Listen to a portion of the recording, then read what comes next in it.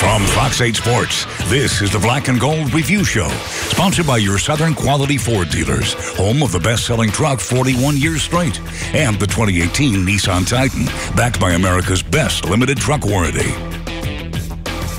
Snap is down and the kick is up, and it is no good. Missed it. The kick is no good. Justin Tucker misses the extra point. 24 seconds left, and the Saints up 24-23. Sometimes you just need a little bit of luck, and all of a sudden the Saints cannot lose. Welcome into the Black and Gold Review Show alongside two winners. Deuce McAllister, former Saint. Sean Vazan, not a former Saint, but a West Banker Hall of Famer. Indeed. I'm Juan Kincaid. This team just keeps finding ways to win, and it feels like 2009 a little bit, doesn't it? A little. I mean, we won't go slow that down, far. Yeah, pump the brakes. We're going to slow down a little bit, but hey, look, any time that you can get a W in the NFL, you'll take it. I mean, even sometimes those W's will be ugly, and I don't necessarily consider this one an ugly win, but it was one that, you know, we saw how it ended up. Yeah. Hell, I'll go there. It feels a little bit like 2009 with some of the breaks we caught, or the Saints caught against the Ravens with the missed extra point. And look, it was a different type of win. They talked about it after the game. They, it was explosive and sexy against Washington, but it was kind of a methodical, plotted out, kind of grind out kind of win against the Ravens. So, look, right now they're rolling. They got the good mojo. Take it. You'll take it any way you can get it these days. All right, right to the playbook for you for play number one, and this was huge from the start.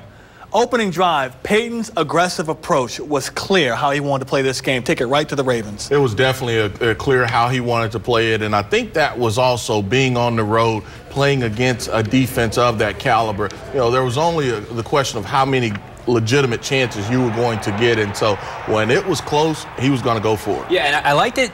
It was aggressive, but it was controlled aggression in that every fourth down was within 2 yards, and it felt like it was part of a greater goal of holding on to the football as long as they possibly can. You see it in the time of possession numbers, so great approach. They played the win. How much do you think that Peyton looked at the film of the last times they've played Baltimore? All of them were losses before, and kind of said, you know what, we have to take a different approach. What we've been doing has not been working. I don't know if that played into it. I think it was more so of this team and how they needed to attack this team. Hey, look, it was going to be a 3-yard gain. It may have been ugly, but that's a good run against this defense. And so you go back and you look at how they attacked Tennessee. Sean talked about he knew they could not allow them to take over that game. I mean, so if he allowed them to take over that game by just dropping back, that was going to be the wrong approach to beat this team. Absolutely. Getting behind early would not have worked. And that's why the ball control, holding on to the ball as long as you possibly can, worked. It kept them kind of ahead of the stick, so to speak. And, hey, can't argue with the result. Playbook, once again, play number two, and I thought the special teams, you mentioned this was an area where the Saints clearly won this battle. Aside from the missed extra point at the end, which is obviously the biggest play, but the way they played special teams throughout the game was a huge factor. Well, I thought the way that not only to go for it, that was an aggressive, we talked about that, but also the coverage units. You had guys that were flying down, and what was interesting, when they got the penalty for hitting the snapper, and that being the Ravens, the Saints got to kick the ball from the 50, and this is the first time we've seen Morstead go out and kick, and when Morstead went out to kick, he had a holder, so the objective all the way was to make sure that they could pin them, not to kick the ball out of the end zone, but pin them so the coverage unit could go down and make Baltimore have to drive the distance. And that was a great call because they were at the 50-yard line, so it was a shorter distance they had to go, so it was easier to cover that. So that was a great call by Mike Westhoff and his staff, who is another one, just kind of seems to be pushing the right buttons here. You see the Taysom Hill fake punt. This aspect of the game was something that I felt like Sean Payton really focused on in the offseason to get better, and it looks like so far it has. I know when we talk about special teams, they usually spend so much time talking about what they did not get out of the return game. This game was more about what they got out of the coverage game that was way more important than return game. Well, I think so. You look at it going in, kickoff return, there wasn't going to be a lot of opportunity just because Tucker, his leg strength, and it's so obvious that he was going to kick him out of the end zone. And now with Alvin back there, there was one where he did the right thing. Hey, look, you're taught to put your toes at 10. At worst, you could take 2 steps. That's going to put you at 8. The ball hit right there about the 6, and it was a perfect bounce, and they catch him right on the 1-yard line. There's nothing else you can do on that punt. It was a nice, outstanding job of punting. But outside of that, I thought the coverage unit was outstanding. And in a close game, it makes a difference. And I thought, the Ravens made the special teams error that cost them the game, and the Saints did not. So I think it was a one-point game, so it made sense. You're right. All right, play number 3. And listen, we talk about controlling the tempo, controlling the clock, keeping the Ravens offense off the field. That first drive, 20 plays. It didn't result in a touchdown or any points at all, but it sent the clear message that this is going to be a dogfight today. It was going to be a dogfight. They were willing to throw body blows at that defense. That's what they were going to have to do, even though that you didn't have, I think the longest run may have been 8 or 9 yards, somewhere in that neighborhood, maybe 12. But, hey, look, they were not going to be consistently runs like that. So 1 yard, 2 yard, 3 yard runs, those were going to be important. And then I thought they did something really interesting. They went empty with regular personnel. And so that's Mark Ingram as well as Zach Line being able to split out wide. You also had 2 receivers and a tight end. That is not something that Baltimore wanted to match up with, because those bigger guys, bigger linebackers, they wanted to stay in the box and be able to rush a quarterback. And even in the passing game, Deuce, as well. A lot of shorter routes, some check downs. Off the top of my head, I'm thinking of the Michael Thomas deep ball. That might have been the deepest pass of the game. It was about a 30-plus yard connection. The Dan Arnold play as well. But for the most part, it was short to intermediate passing, quick passing.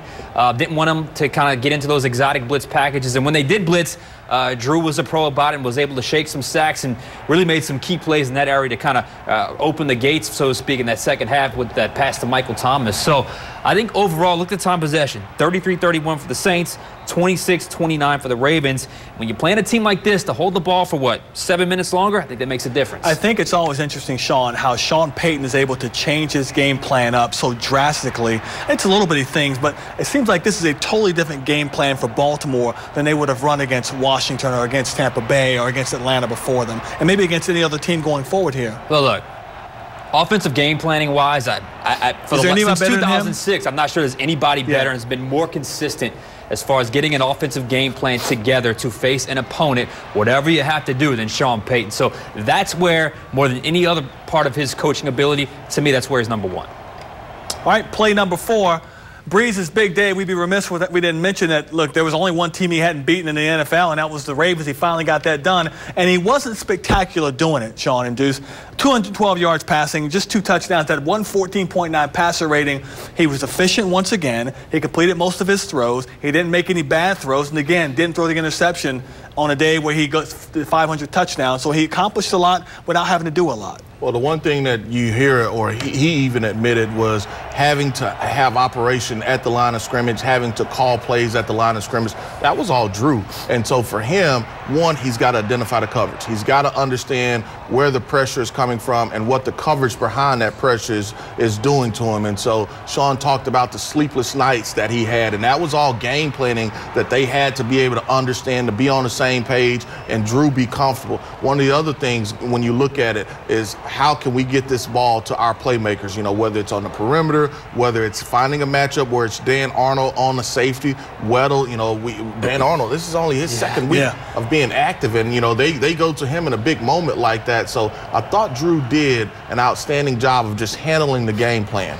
And that's what Baltimore does.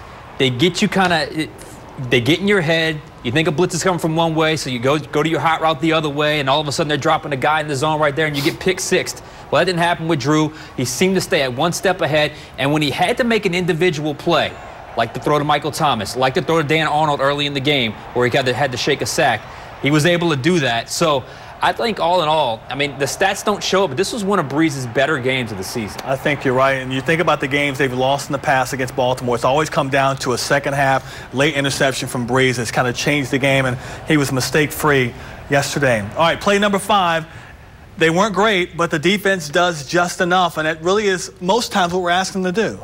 The way the NFL is played now, that's exactly what you're asking them to do. You don't like for them to be able to give up yards. At one point, they were holding them under 300 yards total offense, and that last drive is what hurt them to put them over 300 yards total offense. But I thought they were outstanding in the run game. They were able to limit them to 77 total yards as far as running the football. Anytime that a team has to hit you with sweeps, sweeps with the receivers, that tells you that you're slowing them down with a traditional running attack. And so I thought it was enough. There's 2 drives that they really have to look at. That was the one right before the half. They're in zone coverage. The one right before at the end of the game, they're in soft zone again. They have to get those 2 drives cleaned up. But outside of that, they gave you enough. Yeah. I think it wasn't their best game. Like against Washington, they really played well, but I thought they made enough timely plays. They did well in stopping the run. Deuce, that was one of your keys going into the game.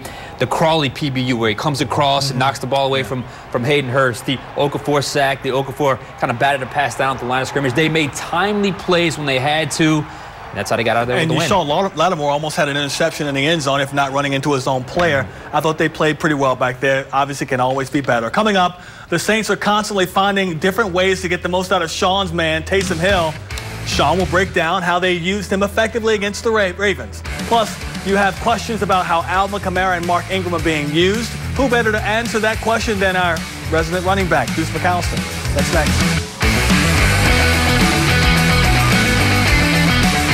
Black and Gold Review, sponsored by the 2018 Nissan Titan, backed by America's best limited truck warranty. You're watching the Black and Gold Review Show, sponsored by your Southern Quality Ford dealers and the 2018 Nissan Titan. Welcome back in. The question is Taysom Hill the most dangerous utility player in the NFL, Sean? I don't know, but I feel like we do a lot of tape study on Taysom Hill. There's something about Taysom that gets Sean Payton's creative juices flowing. Each week, he puts more on Hill's plate. In my film study, I break down 2 new wrinkles against the Ravens that produced opposite outcomes.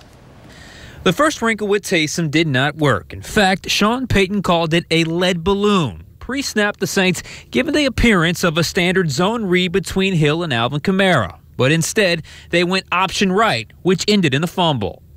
But after watching the play, it had some flaws. First off, they went right, which was the short side of the field, giving them less screen to work with. Secondly, the spacing between Hill and Kamara is a bit too tight. Generally, the back and a QB would have a little distance between them on an option call.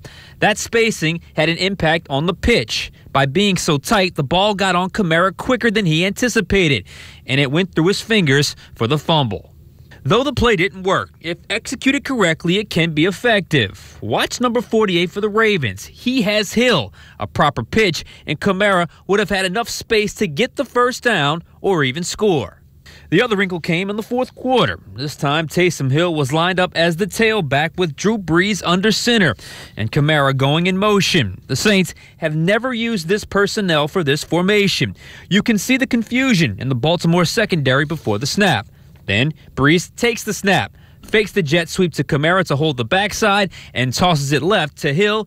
The key to this play is Michael Thomas. He provides the seal block that gives Hill the edge. Also important is Teron Armstead pulling from his left tackle spot. He blocks the DB 8 yards downfield. Hill simply follows the path created for 11 yards. Now, Hill played 26 snaps on offense, and Payton is using him everywhere now. The biggest issue for a defense may be just simply matching personnel. How do you treat him? A quarterback, a slot, a running back? As Sean Payton said, he is just a football player, and he's consistently making plays. And every week we do a film study on him, I feel like. Because it's something different. It's so unique to watch him play on the field. Yeah, and when you look at it on that option play, you should be probably 4x3, so 4 yards or 3 yards or 2 yards, 4x2 as far as depth is concerned. And that's where you talk about just them being a little bit too tight. And on the other run, the toss crack run, I think he did a really good job. If he's a little more patient, he can go and score on that play. If he puts his foot in the ground and get behind, I guess that was Cameron Tom that was up the field blocking. So he's a football player. Yeah. Been good so far. Yes. I have no complaints whatsoever. All right, I want to get to some viewer questions right now because we have a lot of them to get to submitted on the Final Play app using the Final Word feature. This comes from Big Zoe. Why do you think the Saints have kind of gotten away from using Alvin Kamara in the passing game? I thought we were going to see a lot of him in the passing game once Mark Ingram got back. Kamara only 2 catches in that game for 11 yards.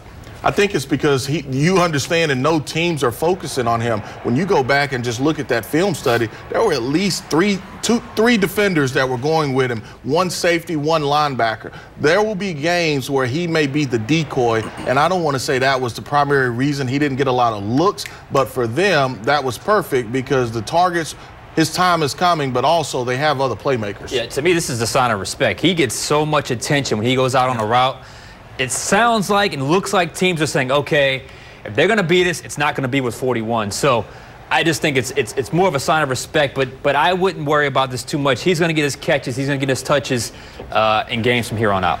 All right, moving on to the next question. This one, was Ingram injured?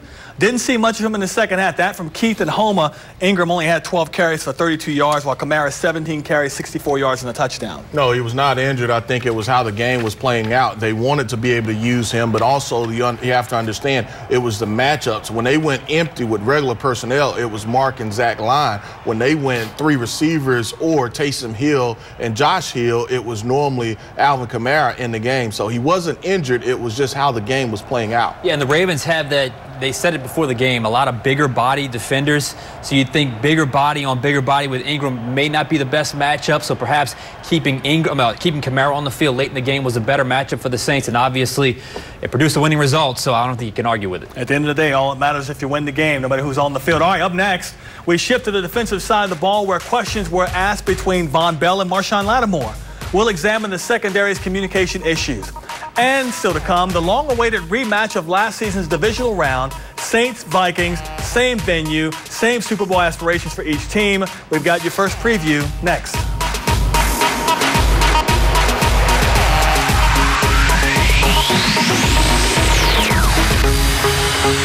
Review sponsored by the 2018 Nissan Titan, backed by America's best limited truck warranty. You're watching the Black and Gold Review Show, sponsored by your Southern Quality Ford dealers and the 2018 Nissan Titan. Welcome back in, and something that's continued to be a problem, secondary communication, that takes us to our next questions, because we combined 2 viewer questions, final play app, final word feature. The first, why is communication so bad in the secondary, from Maurice Nicholson, and will our defensive backs ever get better? That from Ricky Howell. The biggest thing is you don't want are the explosive plays, and that's where really it hurt them. I don't think it's so much of a communication issue. I think it's more of an execution issue. I think they're communicating fine as far as understanding and know who you're supposed to be going to, but you're not doing a great job of executing it, if that makes any sense. Technique. That 4th down completion where Joe Flacco hits John Brown. You see King Crawley playing 10 yards off on a 4th and 7, and he's backpedaling. We talked about this earlier, Deuce. I mean, that's just poor execution, poor technique. And I'm sure they're talking about the last touchdown where he kind of fit him in that cover 2 hole. That looked like Von Bell was a little bit out of place there. There was no receiver coming in his zone in terms of a slot receiver or a tight end down the seam. So really the only responsibility he had was that kind of outside receiver, and he got caught looking inside, and obviously Flacco made him pay. But, you know, it was catastrophic in week 1, and it's gotten marginally better, but this has to improve, or it can be a problem later on in the season. All right, coming up, the game Saints fans and probably players have been circling on the calendar for months now. A trip to Minnesota to exercise some demons of the divisional round. We'll preview the matchup next. And be sure to tune in tomorrow night for Fox 8 Overtime, when we'll have more Saints talk, as well as look at all the big stories in Southeast Louisiana sports this week. We'll answer your viewer questions as well, so keep submitting those on the Final Play app. And be sure to watch Fox 8 Overtime every Tuesday night at 10:35. This week might be a little later, though, because of World Series game number 1 getting underway.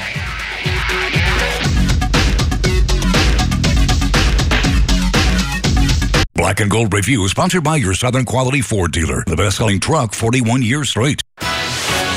You're watching the Black and Gold Review Show, sponsored by your Southern Quality Ford dealers and the 2018 Nissan Titan. Well, up next, the game that's been circled on the calendar for quite a while now. Saints back in Minnesota, where it all came crumbling down the playoffs last season. Some people call it the Minnesota Miracle. Some can call it the Minnesota mistake. We know how the game finished. They say they're not thinking about that, but you know they're thinking about that, right? At some point, it may cross your mind. Yeah. I mean, but I understand you want to focus on this year. But at some point, you have to go back and look at that film and just see some of the mistakes that you made overall as a team. You were a different team that second half. That's the team that you want to show up for all of this game. Now, we know this play, you don't want that to happen, but that second half defense, offense, that's who you want to show up. I remember talking about flights to Philly, watching as the clock ticked down, and all of a sudden the miraculous play happened. I'll say this, that last play, the last touchdown the Ravens scored last week, Marcus Williams was not on the field. You saw what happened. So regardless of what happened in Minnesota last year, this defense is better with him on the field. Hopefully, whatever he's dealing with, he's back in time for Sunday's game. I know he's going to be a major storyline, but this is a chance, you know, to kind of, as we said earlier, exercise those demons. So should be an interesting matchup, but yes, it's going to be it's going to be motivation inside the locker room, regardless of what they tell us. So the Jets were playing Vikings yesterday, and wasn't even close. I mean, Kirk Cousins played well. The Vikings played fantastic. 37-17 final. They showed all of their arsenal. He can hit the deep ball pretty well. When he's on, Kirk Cousins is a very dangerous quarterback. Well, he's a dangerous quarterback, and he has a lot of success against the Saints team. You go back and you look at when he was with the Redskins last year, and so just a different uniform right now. But for the Saints, they have to be able to slow Thielen down. The Vikings have not run the football well. Dalvin Cook has been hurt. Murray had a nice game yesterday. Their offensive line is banged up. They've got a lot of players, defensively as well, banged up. But for the Saints, take care of your business and just go play ball. Cousins is the type of player, he can push the ball downfield. He's got some explosive weapons to work with, but he'll give you a few. So Saints got to take advantage of a few opportunities. Cousins may give you a few. Real quickly, when you line the two teams up next to each other, which one looks to be the better team right now? Forget the records for a second. I think the Saints, I think they're healthier. I think they're more complete. I think they're playing with a little more swag. I like the Saints right now. Yeah, I do as well. I think the Vikings are beat up right now from, you know, they will at least 2 Pro Bowl players and maybe even 4 possibly. So I think the Vikings are beat up, but you still have to go out and play the game. Sean Payton said he doesn't believe in revenge games. Well, I think the guys think about this as a revenge game as well. We'll have much more Saints-Vikings talk Wednesday night on Game Plan. That will be on a little later than usual due to the World Series Game 2. On Thursday, the NFL on Fox brings you the Dolphins and Texans. Coverage begins here on Fox 8 at 6:30. And, of course, we'll be right back tomorrow night with Fox 8 Overtime. Until then, for Deuce and Sean and everyone here at Fox 8, I'm Juan Kincaid. Thanks for watching. Our next newscast is early. Get up for it. 4:30 in the morning. Have a good night. From Fox 8 Sports, this has been the Black and Gold Review Show, sponsored by your Southern Quality Ford.